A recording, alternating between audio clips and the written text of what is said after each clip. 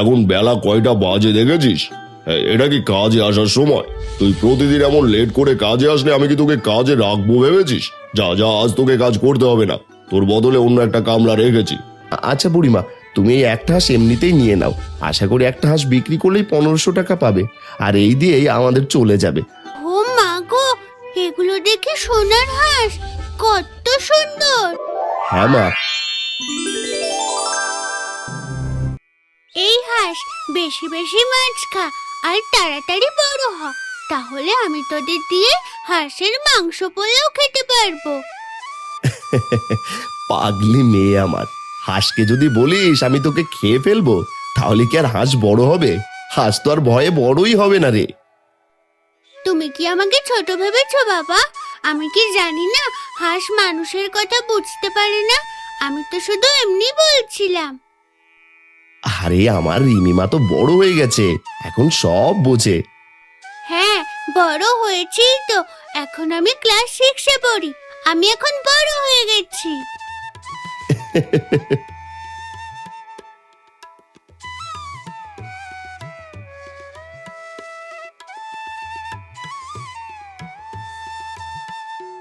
আরে ছোটর হাঁসগুলো দেখি ভালোই বড় হয়েছে, বাজারে তুলতে পারলে ভালো দাম হবে।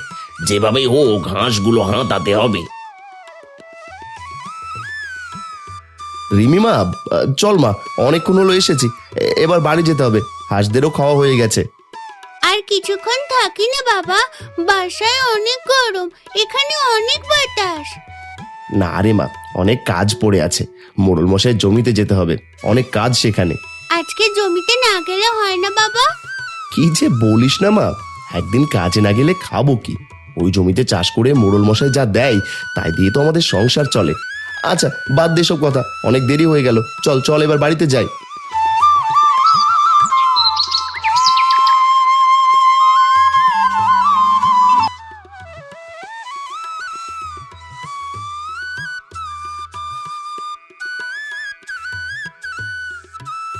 রে কাশেম, কোথায় যাচ্ছিস? এই তো মোড়ল মশাই, আপনার জমিতে কাজে এলাম। এখন বেলা কয়টা বাজে দেখেছিস? এটা কি কাজে আসার সময়? তুই প্রতিদিন এমন লেট করে কাজে আসলে আমি কি তোকে কাজে রাখবো ভেবেছিস? যা যা, আজ তোকে কাজ করতে হবে না, তোর বদলে অন্য একটা কামলা রেখেছি। মোড়ল মশাই, এমনটা করবেন না দয়া করে, প্রতিদিন তো এমন দেরি করি না, আজকে একটু দেরি হয়ে গেল, আজকের মতো কাজে নিয়ে নেন, আর কখনো দেরি হবে না। শুধু আজকে কি রে? তুই তো 1 সপ্তাহ আগেও দেরি করে এসেছিলিস, আর আমার কাছে এখন সময়ের অনেক মূল্য, আমি একটু দেরি সহ্য করতে পারি না। যা তো বাবু তুই এখন। এখন আমি কি করব? বাড়িতে তো একটুও বাজার নেই, কালকে যে টাকা পেয়েছি তাই দিয়ে তো রিমির স্কুলের বেতন দিয়েছি, ভেবেছিলাম আজকে টাকা পেলে বাজার করে নিয়ে যাব, এখন আমরা সবাই খাবো কি? হ্যাঁ, আমাদের কথা না হয় বাদই দিলাম, মেয়েটাই বা কি খাবে? ও তো একদমই খিদে সহ্য করতে পারে না। হায় আল্লাহ, তুমি আমাদের রক্ষা করো। কি রে ছোট, তুই এখানে এইভাবে বসে আছিস কেন? আর মুখটা দেখে তো মনে হচ্ছে খুব মন খারাপ। কি হয়েছে খুলে বলতো আমায়। ভাই তুমি কোথা থেকে আসলে? এই তো গিয়েছিলাম একটু শ্বশুর বাড়ি, তোর ভাবির মা অনেক অসুস্থ, তাই তাকে দেখতে গিয়েছিলাম। এখন ছাড়, বলতো তোর কি হয়েছে? ভাই রে, আমি তো বড় বিপদে পড়ে গেছি, তুমি তো জানোই আমি দিন আনি দিন খাই।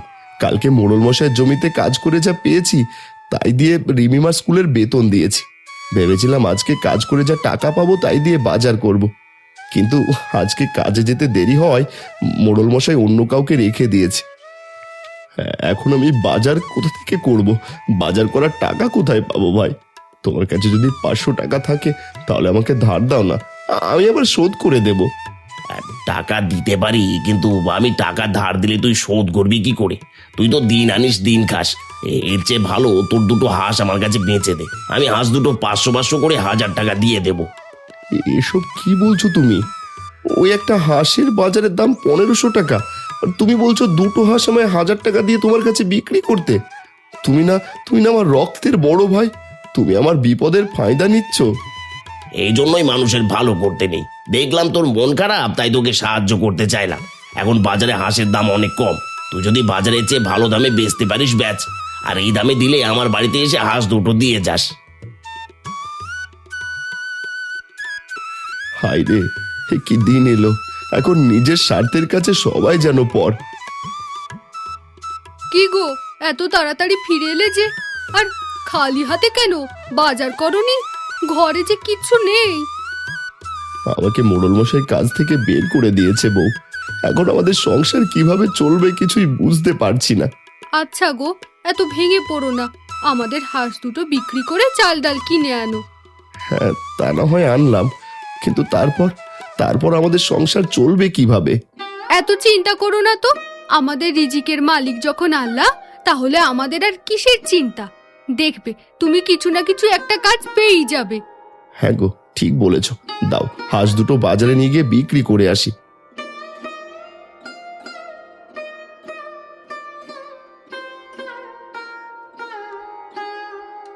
বাবা, হাঁস দুটো নিয়ে কোথায় যাচ্ছ? বিক্রি করবে বুঝি? কেন গো বুড়িমা, তুমি কিনবে নাকি? আসলে আমার হাঁসের মাংস খেতে খুব মন চেয়েছে, কিন্তু আমার কাছে তো এত টাকা নেই। আচ্ছা বুড়িমা, তুমি এই একটা হাঁস এমনিতেই নিয়ে নাও। আশা করি একটা হাঁস বিক্রি করলেই 1500 টাকা পাবে, আর এই দিয়েই আমাদের চলে যাবে। আপনার খেতে মন চাইছে, আপনি খান। এই বয়সে কোনো ইচ্ছা অপূর্ণ রাখতে নেই। তুমি খুব ভালো বাবা, আমি দোয়া করে দিলাম। দেখবে তোমার সব কষ্ট দূর হয়ে যাবে। আচ্ছা বুড়িমা, এখন তাহলে আমি আসি। কি গো, হাঁস দুটো কত টাকা দিয়ে বিক্রি করলে? দুটো না গো গিন্নি, একটা বিক্রি করেছি 2000 টাকা দিয়ে। একজন ভদ্রলোকের হাঁসটা খুব পছন্দ হয়েছে, তাই বেশি দাম দিয়ে কিনে নিয়ে গেল। আর একটা হাঁস এক বুড়িমাকে দিয়ে দিয়েছি। ওনার নাকি হাঁসের মাংস খেতে খুব মন চেয়েছে।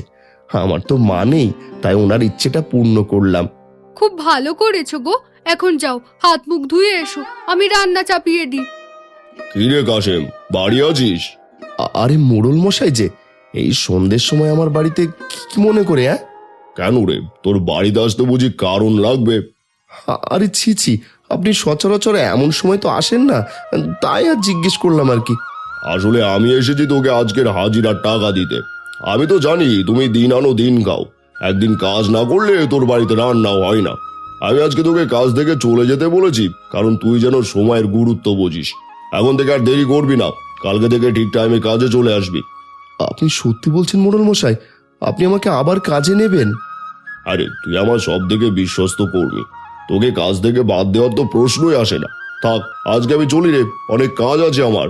লোকটাকে যতটা খারাপ ভেবেছিলাম, লোকটা ততটাও খারাপ না, তাই না গো? হ্যাঁ গো, সত্যি।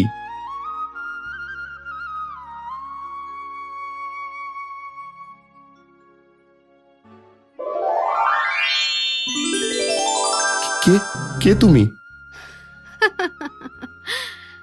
কালকে যে তুমি একটা বুড়িকে হাঁস দিলে খাওয়ার জন্য, আমি সেই বুড়ির রূপ নিয়ে তোমার পরীক্ষা নিচ্ছিলাম। তোমাদের অসহায় জীবন দেখে আমার অনেক মায়া লেগে গিয়েছিল, তাই আমি ঠিক করি তোমাকে সাহায্য করব। কিন্তু তোমার মনটা কেমন, তাই পরীক্ষা করার জন্য বুড়ি সেজে এসেছিলাম।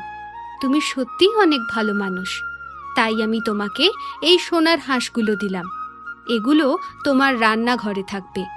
এগুলো বিক্রি করে তুমি বড়লোক হয়ে যাবে আর গ্রামের অসহায় মানুষদের সাহায্য করবে। তোমাকে অনেক ধন্যবাদ পড়ি, তুমি আমাকে অনেক বড় সাহায্য করলে। আমি তোমার এই ঋণ কোনোদিনও ভুলবো না। না না, তোমাকে ঋণী হয়ে থাকতে হবে না। তুমি শুধু বড়লোক হয়ে অহংকারী হয়ে যেও না। ঠিক আছে পড়ি, আমি কথা দিচ্ছি আমি কখনো অহংকারী হব না।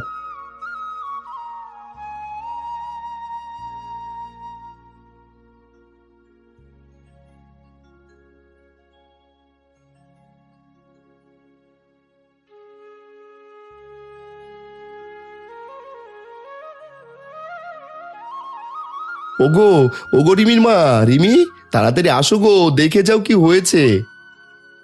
কি হয়েছে গো? ও মা গো, এগুলো দেখে সোনার হাঁস, কত সুন্দর!